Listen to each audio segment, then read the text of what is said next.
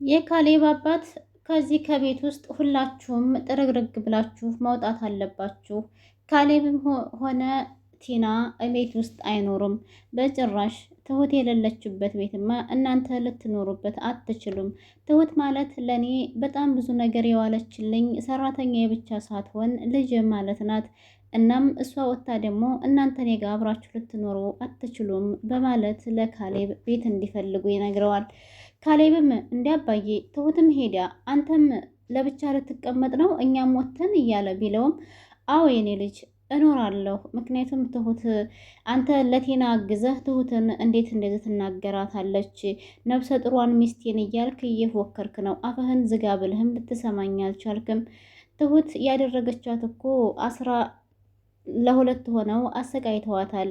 የትሁትን ችግር ሳታይ የቴናን ብቻ ችግር ተርተህ ትሁትን ከቤት ውጭልኝ ማለት አልነበረብህም። የሰራኸው ስህተት እንደዚህ ሊያደርጋችሁ ችሏል በሚለውም ጊዜ ካሌብ በጣም ይደነግጣል። ይህንንም ወሬ ለቴና ይሄድና ይነግራታል።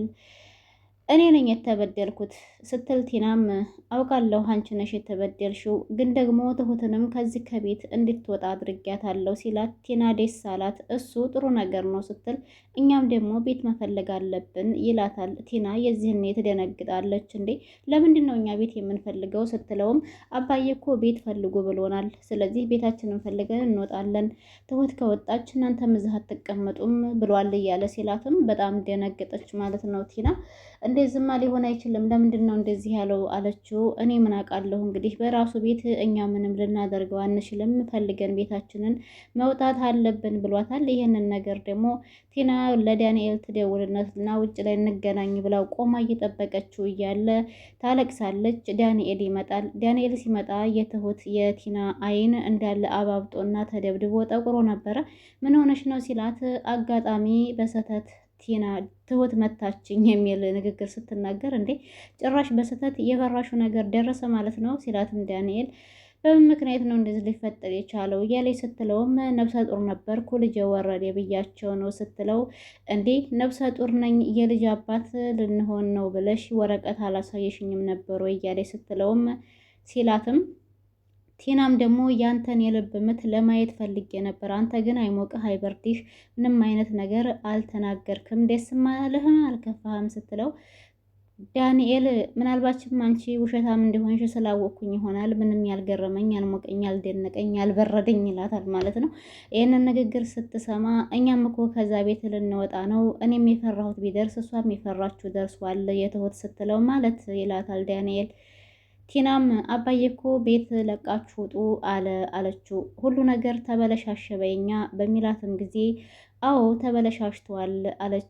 ነገሮችን ማስተካከል ተፈለግሽ እኔ አንድ መላ ልጠቁምሽ፣ ያ ማለትም አንቺ ግዴታ ትሁትን ይቅርታ መጠየቅ አለብሽ። እዛ ቤት ውስጥ መኖር መቆየት ከፈለግሽ እሷን ይቅርታ ካልሻት ሁሉም ነገር ይስተካከላል በሚላትም ጊዜ ቲናም በአንገቴ ቢላዋ ቢገባ እሷን ይቅርታ አልልም፣ ማን ስለሆነች ነው ይቅርታ የምላት የሚል መልስ ትመልሳለች። እንደዛ ከሆነማ ነገሩን እናንተ ታውቁታላችሁና እንደሚሆን አድርጉት፣ እንደኔ ግን መፍትሄው ይሄ ነው ብዬ አስባለሁኝ የሚል ንግግር ከዳንኤል ተሰምቷል። ዳንኤል ይሄንን ቢላትም ግን ቲና እምቢ አሻፈረኝ እኔ ትሁትን ይቅርታ አልጠይቅም ብላለች።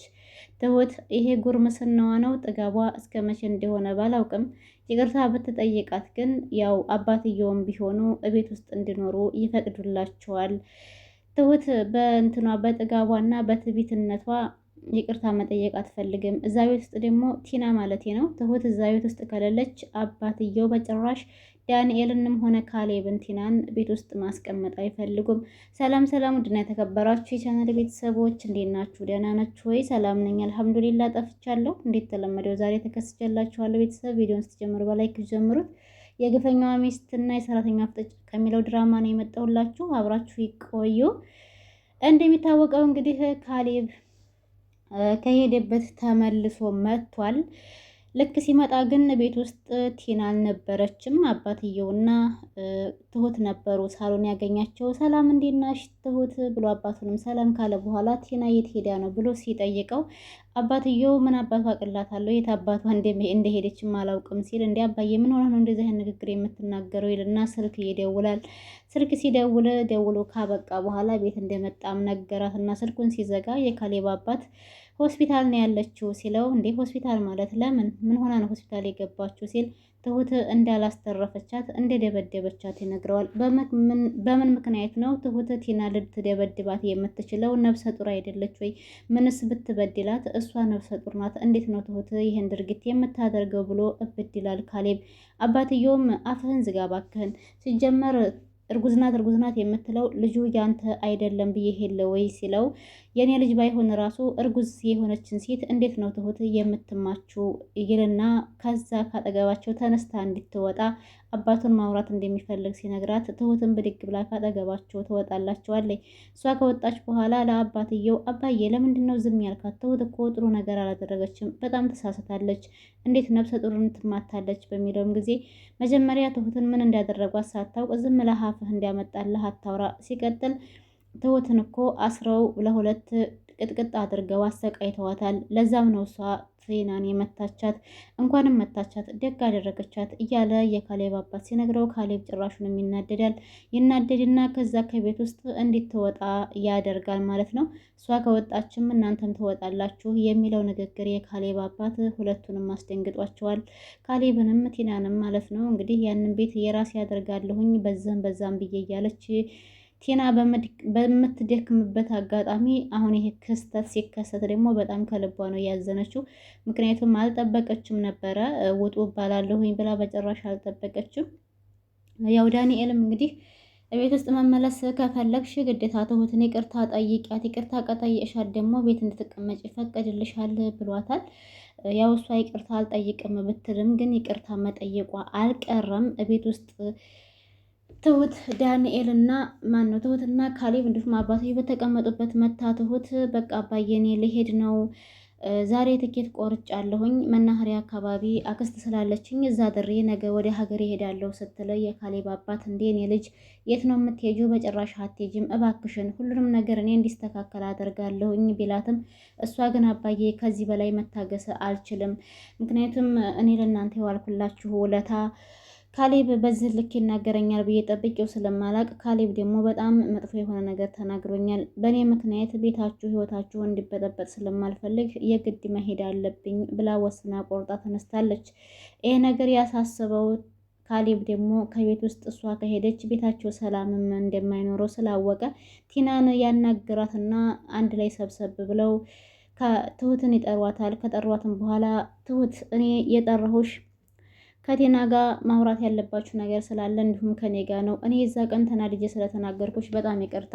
ቴናም ብትሆን በአንቺ ላይ ያደረገችውን ድርጊት ተሰምቻለሁ፣ በጣም መጥፎ ነው። ስለዚህ ይቅርታ ጠይቅሻለች ሲል ቲና ይቅርታ ይላታል። አዎ ይቅርታ ጠይቂያት፣ ያደረግሽው ድርጊት እሷም ሆነች አንቺ ሁለታችሁም ጥፋተኛ ናችሁ፣ አሁን ይቅርታ መጠየቅ አለብሽ ይልና ቲና እሷን ይቅርታ እንድትጠይቃት ያደርጋል።